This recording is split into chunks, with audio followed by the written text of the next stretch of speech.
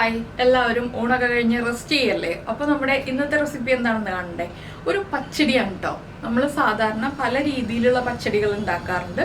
ഇത് വറ്റൽ ഉപയോഗിച്ചിട്ട്, പാവയ്ക്ക വറ്റൽ ഉപയോഗിച്ചിട്ടുള്ള പച്ചടിയാണ്. വളരെ ഈസിയാണ് ഉണ്ടാക്കാൻ, അതുപോലെ നല്ല ടേസ്റ്റുമാണ് കഴിക്കാൻ. അധികം പുളിയില്ലാത്ത തൈര് ഉപയോഗിച്ച് ഉണ്ടാക്കണം എന്ന് മാത്രം. അപ്പോൾ നമുക്ക് എങ്ങനെയാണ് നമ്മുടെ ഈ ഒരു പാവയ്ക്ക വറ്റൽ ഉപയോഗിച്ചിട്ടുള്ള പച്ചടി തയ്യാറാക്കുന്നത് നോക്കാം. നമുക്ക് നമ്മുടെ ഇൻഗ്രീഡിയൻസ് നോക്കാം. നമ്മളിപ്പോൾ പാവയ്ക്ക, ഉണങ്ങിയ പാവയ്ക്ക ഉണ്ടല്ലോ, പാവയ്ക്ക വറ്റൽ, അതൊന്ന് വറുത്തെടുത്തിട്ടുണ്ട്. അതുപോലെ തന്നെ 3 പച്ചമുളകും ഒരു 5 ഉള്ളിയും കട്ട് ചെയ്തെടുത്തിട്ടുണ്ട്. പച്ചമുളക് റൗണ്ടിലും ഉള്ളി നീളത്തിലും കട്ട് ചെയ്തെടുത്തിട്ടുണ്ട്. 1/2 കപ്പ് തേങ്ങ ചിരവിയതെടുത്തിട്ടുണ്ട്. പിന്നെ നമുക്ക് വേണ്ടത് ഒരു 1/2 കപ്പ് തൈരാണ്.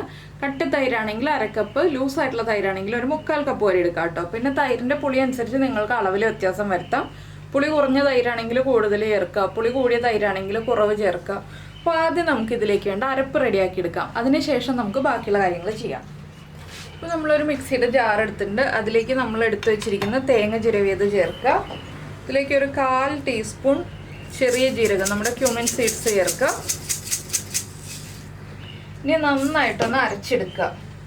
നിങ്ങൾക്ക് ഇതിലേക്ക് പച്ചമുളക് ചേർത്തിട്ട് അരപ്പിൽ അരച്ചെടുക്കണം എന്നുണ്ടെങ്കിൽ 2 പച്ചമുളക് ചേർത്ത് അരച്ചെടുക്കാം. ഞാനിപ്പോൾ പച്ചമുളക് കട്ട് ചെയ്ത് വെച്ചിരിക്കുന്നതുകൊണ്ടാണ് അരച്ചെടുക്കാത്തത്.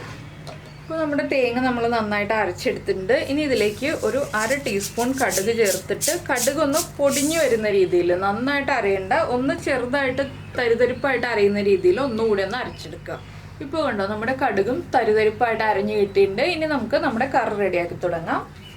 അപ്പോൾ നമ്മൾ കറി റെഡിയാക്കാനായിട്ട് ചട്ടി ചൂടാക്കിയിട്ടുണ്ട്. ചട്ടിയിലേക്ക് വെളിച്ചെണ്ണയാണ് ചേർത്തിട്ടുള്ളത്. ഇതിലേക്ക് നമുക്ക് ആദ്യം കടുക് ചേർത്ത് കൊടുക്കാം. 1 ടീസ്പൂൺ കടുകൊന്ന് പൊട്ടി തുടങ്ങട്ടെ. കടുക് പൊട്ടി കഴിയാറാവുമ്പോൾ നമുക്ക് 2 വറ്റൽമുളക് ഒന്ന് കട്ട് ചെയ്തിട്ട് ഇതിലേക്ക് ഇട്ട് കൊടുക്കാം. അതുപോലെ തന്നെ നമ്മൾ കട്ട് ചെയ്ത് വെച്ചിരിക്കുന്ന ഉള്ളിയും പച്ചമുളകും ചേർത്ത് കൊടുക്കാം. ഇതിൻ്റെ കൂടെ തന്നെ കറിവേപ്പിലയും ചേർക്കാം.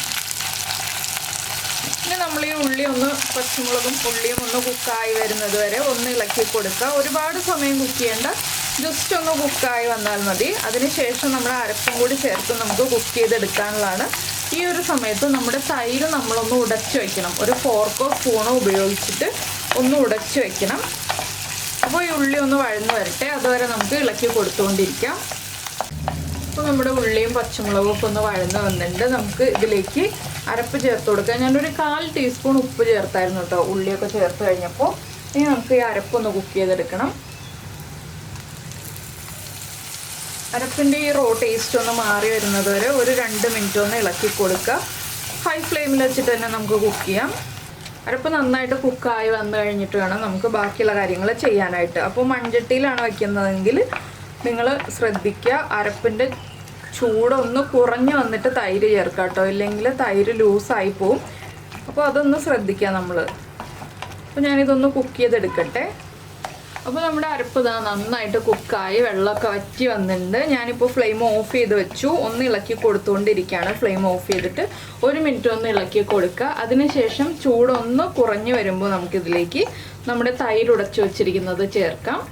ഇതിൽ ഒരു ഓപ്ഷൻ കൂടി പറയാം കേട്ടോ. ഞാനിപ്പോൾ പാവയ്ക്ക വറുത്ത് വെച്ചിരിക്കുന്നത് ഇതുപോലെ തന്നെയാണ് ചേർക്കാൻ പോകുന്നത്. നിങ്ങൾക്ക് ഇതൊന്ന് കൈകൊണ്ട് ഇതുപോലെ പൊടിച്ചിട്ട് ജസ്റ്റ് ഒന്ന് ക്രഷ് ചെയ്തിട്ട് ചേർക്കണമെങ്കിൽ ചേർക്കാം. അതൊക്കെ നമ്മുടെ ചോയ്സാണ്. അപ്പോൾ ഞാൻ ഇതൊന്ന് ഇളക്കി ചൂടൊന്ന് മാറ്റിയെടുക്കട്ടെ. കംപ്ലീറ്റ് ചൂട് മാറണ്ട, 1 മിനിറ്റ് ഒന്ന് ഇളക്കി ആ ചൂടൊന്ന് കുറഞ്ഞു വന്നാൽ മതി.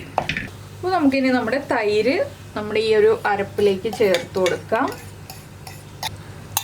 തൈര് ചേർത്തിട്ട് നന്നായിട്ടൊന്ന് ഇളക്കി മിക്സ് ചെയ്യുക. ഇത് കുറച്ച് തിക്കായിരിക്കും കേട്ടോ, ലൂസായിട്ടുള്ള ഒരു പച്ചടിയല്ല, കുറച്ച് തിക്കായിട്ടുള്ള പച്ചടിയാണ്. ഇനി നമുക്കിതിലേക്ക് നമ്മുടെ പാവയ്ക്ക വറുത്ത് വെച്ചിരിക്കുന്നത് ഇട്ട് കൊടുക്കാം. ഇനി നമ്മൾ ഒന്ന് ഇളക്കി മിക്സ് ചെയ്തിട്ട് ഉപ്പ് ചെക്ക് ചെയ്യുക. എന്താണെന്ന് വെച്ചിട്ടുണ്ടെങ്കിൽ ചില പാവയ്ക്ക വറ്റലിൽ ഉപ്പുണ്ടാവും, ചില പാവയ്ക്ക നമ്മളിപ്പോൾ വീട്ടിലാണ് വറ്റലുണ്ടാക്കുന്നതെങ്കിൽ ഉപ്പ് ചേർക്കണം എന്നില്ല. അപ്പോൾ ഉപ്പ് നോക്കിയിട്ട് മാത്രം ഇനി ഉപ്പ് ചേർത്ത് കൊടുക്കുക. അപ്പോൾ ഇത്രയേ ഉള്ളൂ നമ്മുടെ പാവയ്ക്ക പച്ചടിയുടെ പരിപാടി. പാവയ്ക്ക വറ്റൽ ഉപയോഗിച്ചിട്ടുള്ള പാവയ്ക്ക പച്ചടി റെഡി ആയി കഴിഞ്ഞു. അപ്പോൾ എല്ലാവരും ട്രൈ ചെയ്ത് നോക്കുക. നമുക്ക് നമ്മുടെ അടുത്തൊരു റെസിപ്പിയുമായിട്ട് നാളെ കാണാം.